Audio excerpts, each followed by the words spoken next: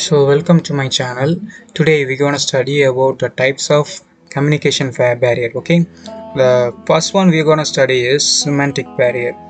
Okay, so when you hear semantic barrier, I want you to remember the word misunderstanding. Okay, so what I want you to do is you should remember misunderstanding as a keyword when you hear the semantic barrier. Okay, so let us take an example. Okay, uh, let's this take this guy as a sender and take this guy as a receiver.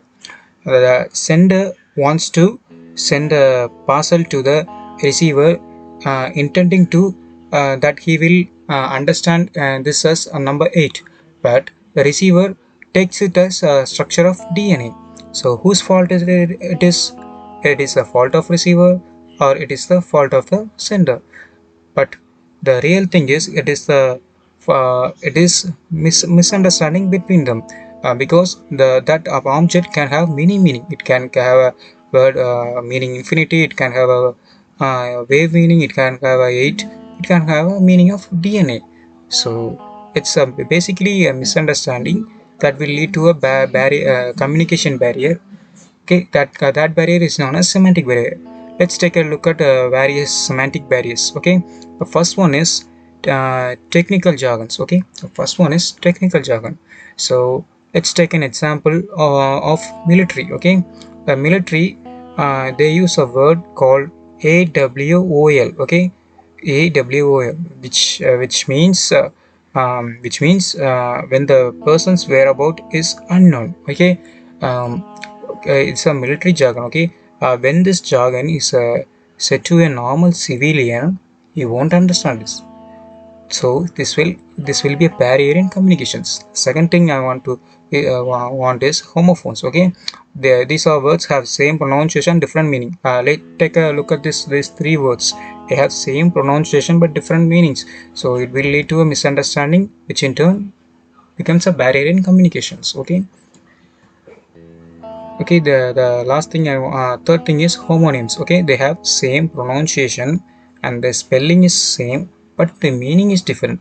The noun beer is different from verb beer. So the sender and the receiver will have a misunderstanding, which in turn become a barrier in communication, which is known as semantic barrier. Okay, and the last thing is homographs. Okay, they have same spelling but the pronunciation meaning is different. Okay, let's understand this. Okay, they have same smelling but the pronunciation meaning is different. So let's take a look at this phrase. The search lead to the discovery of lead. Here the lead is different from lead, which is a metal. So this will lead to a misunderstanding between the sender and receiver, which in turn becomes a barrier, which is known as semantic barrier. uh, you will always remember misunderstand by the word semantic barrier. Okay, so the thing is halo effect and horn effect. Okay, so what I want to do is, when you hear halo effect, you should automatically remind like. Okay, so when you hear horn, you should automatically remind this word dislike. Okay, this is a keyword. Okay, I don't want you to go through all of this theory parts. Let's take this example. Okay, so let's take this guy here. He is the owner. Okay, this guy is the owner. Okay, and this girl, let her name be G. Okay, and this boy, let his name be B. So this owner likes G but dislikes B. So the owner will take the opinion and consideration of this girl, but he will not listen to the opinion of this boy B. So this effect is known as the owner will listen to G. This effect is known as halo. Even though the ideas and the recommendations are not good, he will listen to her. Likewise, he will not listen to B even though his his ideas is better. This is known as horn effect. So this will lead to a communication barrier.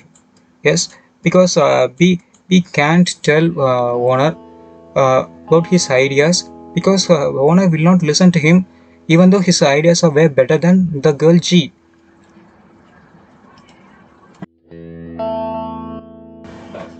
So next thing we're gonna study is stereotyping. Okay, I don't want you to go through all of the theoretical stuff here.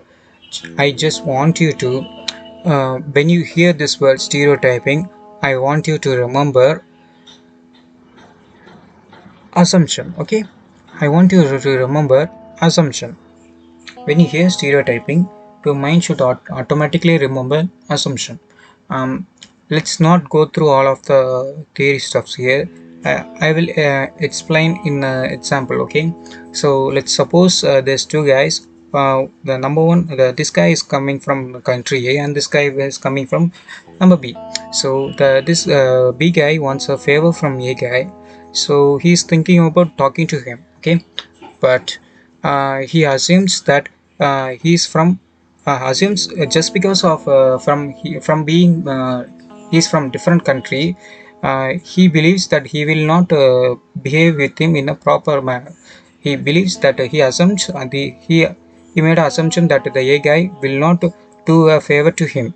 So he will eventually decide not to talk to him. This will lead to a barrier. This is a barrier in communication, right? Yes, isn't it? So this barrier is known as stereotypic barrier. Just because of after being from different country, he assumes, the B guy assumes that A guy will not do a favor for him, so he decides not to talk to him. So this is known as stereotyping barrier. Thing is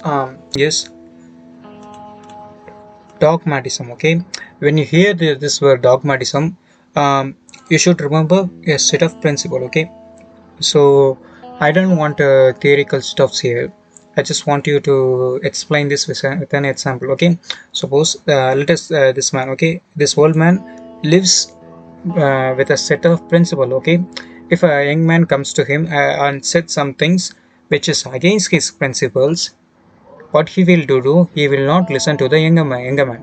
Okay, this leads to a barrier in communication, which is known as dogmatism. Okay, I want to repeat another time. uh, when you hear the word dogmatism, you should remember a set of principles. The example is a old man who lives by a set of principles. If a boy comes to him and tells things that is against his principles, he will not listen to him. This is a barrier which is known as dogmatism.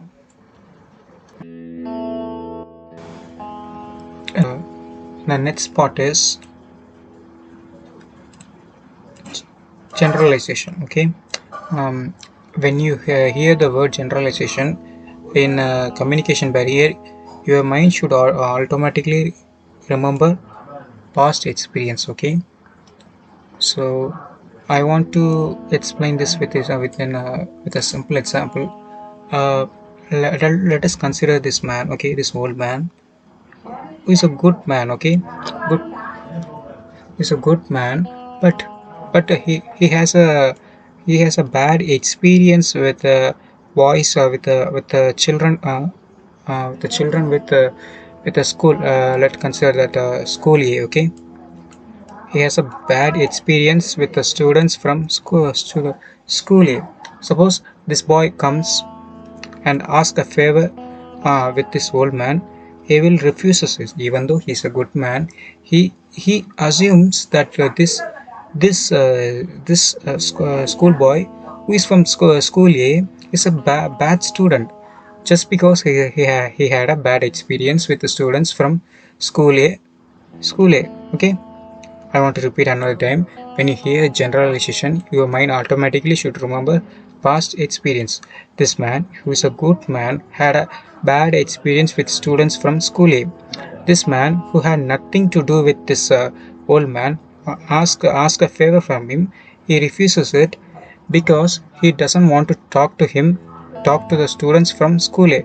he assumes that students from school A are bad students. And the final thing in communication barrier is filtering. Okay, when you hear filtering in a communication barrier, you should remember hierarchy. Okay, so suppose this is the chairman of this of a company A. Okay, he is the chairman. Okay, chairman of company A. Okay, he wants to communicate with this guy. Okay, okay, so what the chairman will do, he will go to a subordinate. He will in turn goes to a lower level subordinate. He will go to him and tells the information, but this information on its way through gets manipulated. So the information gets manipulated, so there is a barrier in communication. Okay, this barrier is known as filtering.